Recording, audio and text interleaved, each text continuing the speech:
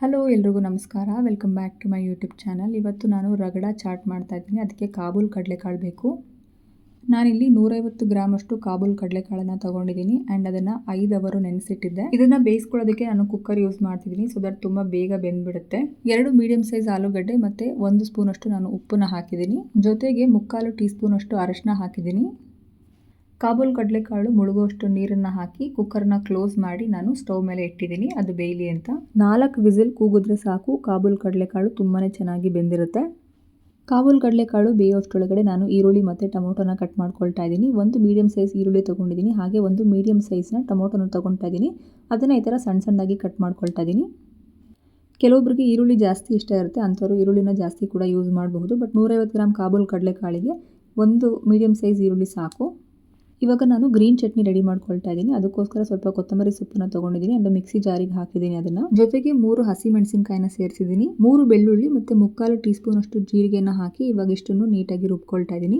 Green chutney ರೆಡಿಯಾಗಿದೆ. ಇವಾಗ ಒಂದು ಬಾಣಲೆಗೆ ನಾನು ಎಣ್ಣೆನ ಹಾಕ್ಕೊಳ್ತಾ ಇದ್ದೀನಿ. 2 ರಿಂದ 3 ಚಮಚದಷ್ಟು ಎಣ್ಣೆನ ಹಾಕಿ ಸ್ವಲ್ಪ ಹೊತ್ತು ಎಣ್ಣೆ ಕಾದಾದ್ಮೇಲೆ ಅದಕ್ಕೆ ನಾನು 3/4 ಟೀ ಸ್ಪೂನ್ ಅಷ್ಟು ಜೀರಿಗೆನ ಸೇರಿಸಿದ್ದೀನಿ. ಜೀರಿಗೆ ಸ್ವಲ್ಪ ಹೊತ್ತು ಚೆನ್ನಾಗಿ ಫ್ರೈ ಆಗಾದ್ಮೇಲೆ ಅದಕ್ಕೆ ನಾನು ಸ್ವಲ್ಪ ಇಂಗನ್ನು ಹಾಕ್ಕೊಳ್ತಾ ಇದ್ದೀನಿ. ಜೊತೆಗೆ 1/4 ಚಮಚದಷ್ಟು ನಾನು ಧನಿಯಾ ಪುಡಿನ ಕೂಡ ಸೇರಿಸ್ಕೊಂಡಿದ್ದೀನಿ. ಜೊತೆಗೆ ಅರ್ಧ ಸ್ಪೂನಷ್ಟು ನಾನು ಖಾರದ ಪುಡಿನ ಕೂಡ ಸೇರಿಸ್ಕೊಂಡಿದ್ದೀನಿ. ಸ್ಪೈಸಸ್ ಎಲ್ಲ ಸ್ವಲ್ಪ ಕಡಿಮೆನೇ ಹಾಕ್ಕೊಳ್ತಾ ಇದ್ದೀನಿ ಇವಾಗ, ಯಾಕಂದರೆ ಆಮೇಲೆ ಮತ್ತೆ ನಾನು ಅದನ್ನು ಆ್ಯಡ್ ಮಾಡ್ತೀನಿ. ಅದಕ್ಕೋಸ್ಕರ ನೀವು ಅವಾಗಲೇ ಅಬ್ಸರ್ವ್ ಮಾಡಿದ್ರೋ ಇಲ್ವೋ, ಉಪ್ಪನ್ನ ಕೂಡ ನಾನು ಕಡಿಮೆನೇ ಹಾಕ್ಕೊಂಡಿದ್ದೆ. ಕಾಬೂಲ್ ಕಡಲೆಕಾಳು ಬೆಂದಿದೆ, ಅದನ್ನು ಕೂಡ ಇದ್ರ ಜೊತೆಗೆ ಸೇರಿಸಿದ್ದೀನಿ. ಮತ್ತು ಆಲೂಗಡ್ಡೆಗಳು ಎರಡನ್ನೂ ಕೂಡ ನಾನು ಮ್ಯಾಶ್ ಮಾಡಿ ಇದ್ರ ಜೊತೆಗೆ ಸೇರಿಸ್ತಾ ಇದ್ದೀನಿ. ಜೊತೆಗೆ ಅರ್ಧ ಸ್ಪೂನಷ್ಟು ಚಾಟ್ ಮಸಾಲನ್ನ ಕೂಡ ಹಾಕಿ ನೀಟಾಗಿ ಮಿಕ್ಸ್ ಮಾಡ್ಕೊಳ್ತಾ ಇದ್ದೀನಿ. ಕಾಬೂಲ್ ಕಡಲೆಕಾಳನ್ನು ಅಷ್ಟೊತ್ತವರೆಗೂ ನೆನೆಸಿ ಎತ್ತಿಟ್ಟಿರಬೇಕಲ್ಲ ಅಂತ ಒಂದು ಸ್ವಲ್ಪ ಯೋಚನೆ ಆದರೆ, ಬಟ್ ಅದರ ಟೇಸ್ಟ್ ಮಾತ್ರ ಅಲ್ಟಿಮೇಟ್ ಆಗಿರುತ್ತೆ. ಒಂದ್ಸರಿ ಟ್ರೈ ಮಾಡಿ ನೋಡಿ, ಕಾದಿದ್ದಕ್ಕೂ ಪ್ರಯೋಜನ ಇದೆ ಅಂತ ಅನಿಸುತ್ತೆ, ಅಷ್ಟು ಚೆನ್ನಾಗಿರುತ್ತೆ. ಇವಾಗ ಇದ್ರ ಜೊತೆಗೆ ನಾನು ಕಾಬೂಲ್ ಕಡಲೆಕಾಳು ಮುಳುಗೋವಷ್ಟು ನಾನು ನೀರನ್ನು ಹಾಕ್ಕೊಂಡಿದ್ದೀನಿ. ಆವಾಗಲೇ ನಾವು ಕಾಬೂಲ್ ಕಡಲೆಕಾಳನ್ನು ಬೇಯಿಸೋದಕ್ಕೋಸ್ಕರ ನೀರನ್ನು ಉಪಯೋಗಿಸಿದ್ವಲ್ಲ ಕುಕ್ಕರಲ್ಲಿ ಹಾಕಿ, ಅದೇ ನೀರನ್ನು ಉಪಯೋಗಿಸ್ಕೊಂಡಿದ್ದೀನಿ. ಸೊ ದಟ್ ಟೇಸ್ಟ್ ತುಂಬ ಚೆನ್ನಾಗಿರುತ್ತೆ ಅಂತ. ಜೊತೆಗೆ 1/4 ಚಮಚದಷ್ಟು ಮತ್ತೆ ನಾನು ಚಾಟ್ ಮಸಾಲನ್ನ ಹಾಕಿ ಮಿಕ್ಸ್ ಮಾಡಿದ್ದೀನಿ. ನೋಡಿ, ಈ ಥರ ಗಟ್ಟಿ ಆಗ್ತಾ ಬರುತ್ತೆ, ತುಂಬಾ ಚೆನ್ನಾಗಿರುತ್ತೆ, ತುಂಬಾ ಚೆನ್ನಾಗಿ ಬಂದಿದೆ. ಆ್ಯಂಡ್ ಕನ್ಸಿಸ್ಟೆನ್ಸಿ ಇಷ್ಟಿದ್ರೆ ಸಾಕು, ಇನ್ನೂ ಜಾಸ್ತಿ ಗಟ್ಟಿ ಆಗೋದು ಬೇಡ. ಇವಾಗ ನಾನು ಸ್ಟವನ್ನು ಆಫ್ ಮಾಡಿಬಿಡ್ತೀನಿ. ಇವಾಗ ಬೆಂದಿರೋವಂಥ ಕಾಬೂಲ್ ಕಡಲೆಕಾಳನ್ನು ನಾನು ಬೇರೊಂದು ಪಾತ್ರೆಗೆ ಹಾಕ್ಕೊಂಡು ಟ್ರಾನ್ಸ್ಫರ್ ಮಾಡ್ಕೊಳ್ತಾ ಇದ್ದೀನಿ.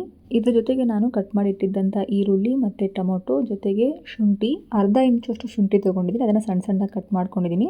2 ರಿಂದ 3 ಹಸಿ ಮೆಣಸಿನ್ಕಾಯಿಗಳನ್ನ ಸಣ್ಣ ಸಣ್ಣದಾಗಿ ಕಟ್ ಮಾಡಿ ಎತ್ತಿಟ್ಕೊಂಡಿದ್ದೆ, ಅದನ್ನು ಕೂಡ ಸೇರಿಸಿದ್ದೀನಿ. ಜೊತೆಗೆ ನಾನು ಕೊತ್ತಂಬರಿ ಸೊಪ್ಪನ್ನು ಸೇರಿಸಿದ್ದೀನಿ ಮತ್ತು ರುಚಿಗೆ ತಕ್ಕಷ್ಟು ಉಪ್ಪನ್ನು ಹಾಕಿದ್ದೀನಿ. ಇವಾಗ ಇದ್ರ ಮೇಲೆ ಖಾರದ ಪುಡಿ, ಧನಿಯಾ ಪುಡಿ, ಚಾಟ್ ಮಸಾಲ ನಿಮ್ಮಿಷ್ಟ ಬಂದಷ್ಟು ಅಂದಾಜಿನ ಮೇಲೆ ನೀವು ಹಾಕ್ತಾ ಹೋಗ್ಬೋದು.